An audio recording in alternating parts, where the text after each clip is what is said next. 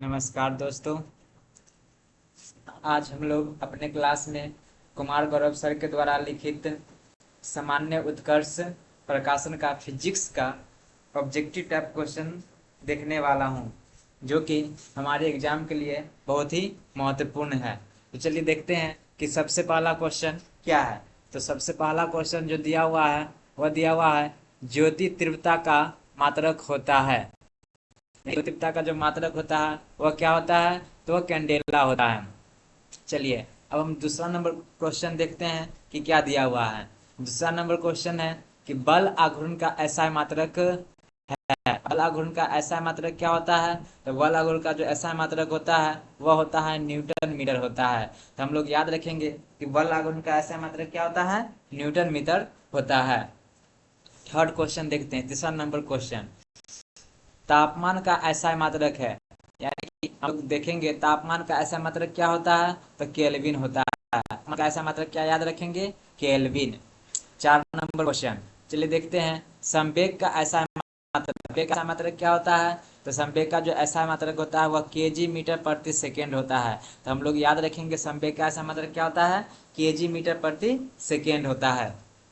चलिए next question हैं कि पृष्ठ तनाव का विमीय सूत्र होता है। देखिएगा, पृष्ठ तनाव का जो विमीय सूत्र होता है वह क्या होता है, ऑप्शन नंबर बी, यानी कि m पे पावर 1 l के पावर 0 t के पावर -2, m1 l0 t -2। चलिए नेक्स्ट क्वेश्चन है, नेक्स्ट क्वेश्चन 6 नंबर। चलिए 6 नंबर देखते हैं कि 6 नंबर का क्या होगा। देखिए 6 नंबर कहते हैं कि दूरी मापने की सबसे बड़ी इकाई कौन सी है। दूरी मापने की जो सबसे बड़ी इकाई है वह क्या है, तो पारसेक है। याद रखिएगा दूरी मापने की सबसे बड़ी इकाई क्या है, पारसेक है। 7 नंबर क्वेश्चन है कि ओजोन की सांद्रता नापने वाली इकाई है, यानी कि ओजोन की मापने वाली सांद्रता है वह किससे मापी जाती है। तो 7 नंबर क्वेश्चन का आंसर याद रखिएगा, यह डॉप्सन के द्वारा नापी जाती है।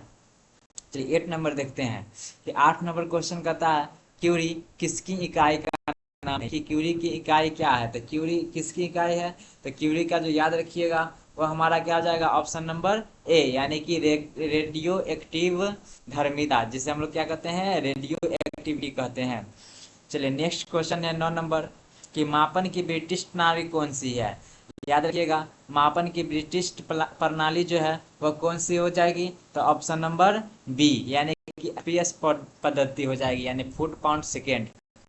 चलिए नेक्स्ट क्वेश्चन है 10 नंबर, अंतर्राष्ट्रीय अंतर्राष्ट्रीय मात्रक पद्धति में पास्कल का मात्रक क्या है, यानी कि अंतर्राष्ट्रीय पास्कल का मात्रक क्या होता है। तो 10 नंबर का जो आंसर हो जाएगा हमारा क्या हो जाएगा, दाब, यानी पास्कल को अंतर्राष्ट्रीय पद्धति में किस किस मात्रक से जाना जाता है, तो दाब से जाना जाता है। चलिए 11 नंबर क्वेश्चन है कि जब लिफ्ट ऊपर की ओर त्वरित गति करे तो लिफ्ट में बैठे मनुष्य को भार प्रतीत होता है। यानी कि जब लिफ्ट ऊपर की ओर जाता है तो उसमें जो बैठा मनुष्य होता है उससे भार कैसा महसूस होता है, तो उसे क्या है ना कि भार जो है बढ़ा महसूस होता है, यानी कि ऑप्शन नंबर ए हो जाएगा। चलिए 12 नंबर क्वेश्चन है, कहते हैं एक अर्धवृत्ताकार खेत का चक्कर लगाने पर विस्थापन का मान कितना होता है। यानी कि एक अर्धाकार वृत्त है उसका हम चक्कर लगाते हैं तो विस्थापन का मान कितना हो जाता है, तो इसका जो आंसर हो जाएगा वो क्या आ जाएगा, डी नंबर, यानी कि 2r हो जाता है। चलिए 13 नंबर को देखते हैं, 13 नंबर क्वेश्चन को, कंबल को झरकाने पर धूल की मिट्टी कणों का नीचे गिरना गति के कौन से नियम का पालन करते हैं। यानी कंबल को जब हम झरकारते हैं तो इसमें धूल नीचे की ओर गिर जाती है, यह कौन से नियम का पालन करती है, तो ये कौन से होती है, तो गति के जो प्रथम नियम होती है इसका पालन करती है। चलिए 14 नंबर क्वेश्चन देखते हैं कि बंदूक से 14 नंबर क्वेश्चन, बंदूक से गोली निकलने के पश्चात कंधे का पीछे की ओर जाना गति के किस नियम की पुष्टि करता है। तो जब भी बंदूक से गोली निकलती है और कंधे हमारे पीछे की तरफ चल जाती है, यह गति के कौन से नियम को प्रस्तुत करेगा, तो यह क्रिया प्रतिक्रिया के नियम को प्रस्तुत करता है। चलिए नेक्स्ट है 15 नंबर क्वेश्चन कि क्रिकेट में क्रिकेट के खेल में कैच लपकने के बाद क्षेत्रक द्वारा गेंद के साथ अपने हाथों को पीछे की ओर खिसकाना गति के किस नियम को कौन सी प्रदर्शित करता है? तो इसका जो ऑप्शन नंबर हो जाएगा वो क्या हो जाएगा? बी, यानी कि न्यूटन के गति का नियम द्वितीय नियम को यह प्रदर्शित करता है। जब भी कैच लपकने के बाद हम अपने हाथ को पीछे की ओर खींचते हैं, इससे हम लोग क्या कहते हैं? न्यूटन के द्वितीय गति नियम के द्वारा जानते हैं। चलिए नेक्स्ट क्वेश्चन है 16 नंबर कि एक पेंडुलम की लंबाई 10 मीटर है। 16 नंबर क्वेश्चन क्या है कि एक पेंडुलम की लंबाई कितनी 10 मीटर है, तो पेंडुलम का आवर्त काल कितना होगा? तो याद रखिएगा 16 नंबर का जो ऑप्शन नंबर हो जाएगा वो क्या हो जाएगा? ए, यानी कि 2 पाई सेकेंड हो जाएगा। 17 नंबर है लोलक घड़ियां गर्मियों में सुस्त हो जाती है, इसका मुख्य कारण क्या है? यानी कि लोलक की जो घड़ी होती है गर्मी में क्या हो जाती है? सुस्त हो जाती है। इसका मुख्य कारण क्या है? कि लोलक की लंबाई बढ़ जाती है। लोलक की लंबाई क्या हो जाती है? बढ़ जाती है। 18 नंबर क्वेश्चन है न्यूटन की गति का प्रथम नियम संबंधित है। गति का प्रथम नियम क्या है? तो न्यूटन की जो गति है इसका प्रथम नियम जड़त्व से संबंधित है। 19 नंबर क्वेश्चन को देखते हैं इलेक्ट्रॉन नाभिक के चारों तरफ किस प्रकार की गति करते हैं? इलेक्ट्रॉन जो है नाभिक के चारों तरफ क्या है ना, तो वृत्ताकार गति करते हैं। नेक्स्ट है 20 नंबर सरल आवर्त गति करते पेंडुलम के माध्य अवस्था पर वेग का मान होता है। तो सरल आवर्त गति करते पेंडुलम के माध्य अवस्था पर वेग का मान कितना हो जाता है? तो हो जाता है ऑप्शन नंबर ए, यानी कि अधिकतम हो जाता है। आवेग यानी कि इम्पल्स का सूत्र होता है। तो आवेग का सूत्र क्या होता है? तो हम लोग जानते हैं कि आवेग का जो सूत्र होता है वो क्या होता है? बल गुने अंतराल, यानी कि ऑप्शन नंबर ए, बल गुने समय अंतराल। 22 नंबर सार्वत्रिक गुरुत्वाकर्षण नियतांक का मान कितना होता है? चलिए जानते हैं गुरुत्वाकर्षण का नियतांक का मान जो होता है वो कितना हो जाता है? तो ऑप्शन नंबर ए 6.67 इंटू 10 के power minus 11 newton metre square प्रति केजी स्क्वायर हो जाता है।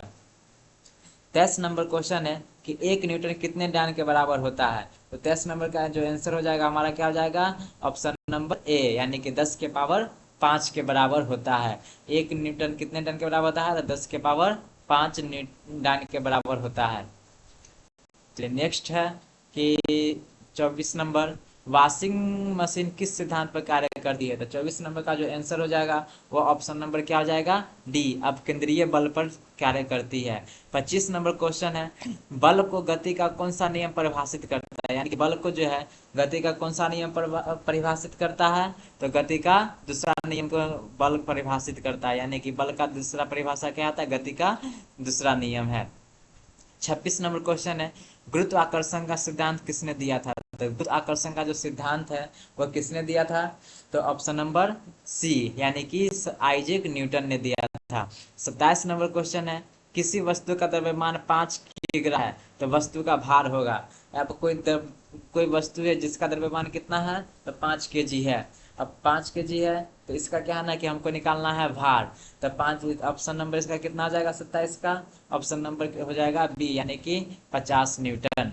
28 नंबर क्वेश्चन है निम्नलिखित में से कौन सा असंपर्क बल है? चलिए देखते हैं 28 नंबर का आंसर कितना हो जाएगा, कौन हो जाएगा? तो हम लोग जानते हैं ऑप्शन नंबर बी, असंपर्क बल नहीं है। तो घर्षण जो है वह संपर्क बल है। 29 नंबर 9.8 न्यूटन वजन वाले एक निकाय पर 9.8 मीटर प्रति सेकेंड स्क्वायर के त्वरण को उत्पन्न करने के लिए कितना बल आवश्यक होगा? जी का मान क्या है? तो 9.8 मीटर प्रति सेकेंड स्क्वायर। तो 29 का ऑप्शन नंबर कितना हो जाएगा? 9.8, ऑप्शन नंबर बी। अभी हम लोग क्या है ना ऑब्जेक्टिव टाइप क्वेश्चन को बस देख रहे हैं, इसका सोल्यूशन हम लोग जाएंगे तो इसके लिए आप कमेंट कीजिएगा, आपको एक सोल्यूशन का पूरा वीडियो मिल जाएगी। तो चलिए अगला देखते हैं कि 30 यानी कि 30 नंबर पृथ्वी का पलायन वेग मान कितना होता है? तो पृथ्वी का जो पलायन वेग है उसका जो मान होता है वो 11.2 किलोमीटर प्रति सेकेंड होता है। नेक्स्ट है 31 नंबर कि एक कुली 120 न्यूटन भार के एक बक्से को 2 मीटर की ऊंचाई तक उठाता है, तो उसके द्वारा किया गया कार्य है। अब क्या है ना कि एक कुली द्वारा कार्य किया गया है सो निकालना है, तो इसको आप लोग सॉल्व कीजिएगा, जो आंसर आएगा उसे आप कर लीजिएगा। हम इसका जो आंसर हो जाएगा वह हो जाएगा ऑप्शन नंबर सी, यानी कि 240 जूल हो जाएगा। कहते हैं यदि किया गया कार्य शून्य है तो बल और विस्थापन के बीच का कोण कितना होता है? तो इसका आंसर जो हो जाएगा वो क्या हो जाएगा? बी, यानी कि किया गया कार्य जब शून्य होता है तो बल और विस्थापन के बीच का जो मान होता है 190 डिग्री होता है, क्योंकि यह एक समकोण बनता है। चलिए नेक्स्ट क्वेश्चन देखते हैं 33 यानी कि 33 नंबर। कहते हैं वृत्ताकार पथ पे किए गए कार्य का मान होता है, तो वृत्ताकार जो पथ होता है उस पर जो कार्य करता है उसका कितना मान हो जाता है, तो उसका मान हो जाता है 0, यानी कि ऑप्शन नंबर सी। एक अर्ग का मान कितना होता है, तो एक अर्ग बराबर कितना हो जाता है, तो 10⁻⁷ जूल हो जाता है। कार्य करने की दर क्या कहलाती है, तो अब कार्य करने की जो दर होता है उसे हम लोग क्या कहते हैं, आप लोग को पता ही होगा, तो ऑप्शन नंबर इसका क्या हो जाएगा, सी, यानी कि शक्ति। कार्य करने की दर को हम लोग क्या कहते हैं, शक्ति कहते हैं। और जो कार्य करने की क्षमता होती है उसे हम लोग क्या कहते हैं, ऊर्जा कहते हैं।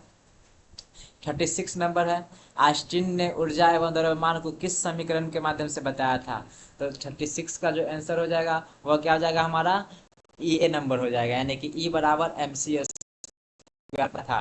चलिए नेक्स्ट है 27 number, 37 number, sorry 37 number question है, व्यंजक होता है, यानी गति ऊर्जा का जो व्यंजक होता है वह क्या होता है, तो 37 का जो आंसर हो जाएगा 1/2 mv² हो जाएगा।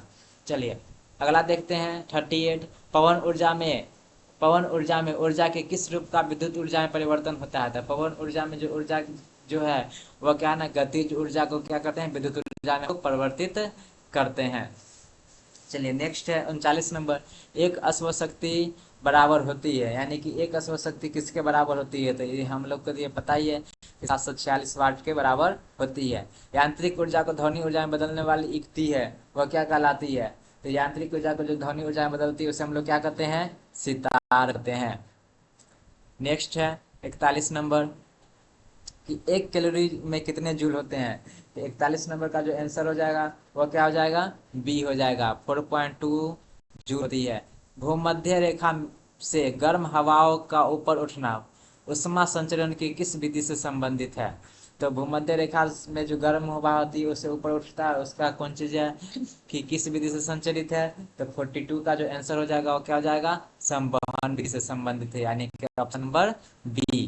कहते हैं वह निकाय जिसमें केवल ऊर्जा का आदान प्रदान हो लेकिन द्रव्य का नहीं, क्या कहलाता है, 43 नंबर है, वह निकाय जिसमें केवल ऊर्जा का आदान प्रदान हो लेकिन द्रव्य का नहीं होता है, क्या कहलाता है, तो 43 का जो आंसर हो जाएगा वह क्या हो जाएगा, बंद परिपथ हो जाएगा, यानी कि बंद निकाय में ऊर्जा का आदान प्रदान होता है लेकिन द्रव्य का नहीं होता है। 44 यानी कि 44 नंबर, मानव शरीर का फ़ारेनहाइट में कितना मान होता है, मानव शरीर है उसका जो मान होता है वह कितना होता है फ़ारेनहाइट में, तो इसका जो आंसर हो जाएगा वह हो जाएगा 98.6 डिग्री फ़ारेनहाइट, यानी कि ऑप्शन नंबर सी।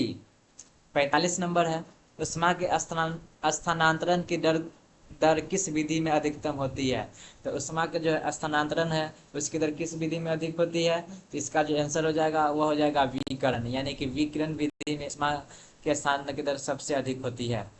कहते हैं बंद कमरे में उष्मा का स्थानांतरण किस विधि द्वारा होता है, तो इसका जो आंसर हो जाएगा वह हो जाएगा संवहन विधि द्वारा होता है।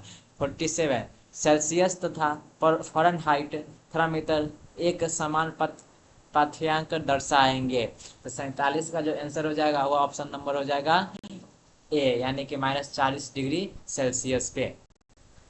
नेक्स्ट है कि सूर्य में ऊर्जा का उत्पादन निम्नलिखित किस क्रिया के फलस्वरूप होता है, सूर्य में जो ऊर्जा का उत्पादन है वह किस क्रिया के फलस्वरूप होता है, तो हाइड्रोजन का संलयन के फलस्वरूप होता है। कहते हैं 25 डिग्री में बदलने पर कितना मान आता है, तो 49 का जो आंसर हो जाएगा ऑप्शन नंबर ए हो जाएगा, 298 केल्विन। कहते हैं किसी उष्मा गतिक प्रक्रम में इस प्रकार परिवर्तन हो कि आयतन नियत रहे, तो इस प्रक्रम को क्या कहते हैं, 50 का जो आंसर हो जाएगा वो हो जाएगा ऑप्शन नंबर बी, यानी सम आयतनिक प्रक्रम कहते हैं। 51 कहते हैं एक कंपनी में क्या कहलाती है, तो एक कंपनी में जो है लगा समय वह क्या कहलाएगी, तो ऑप्शन नंबर बी, यानी कि आवर्त काल कहलाती है।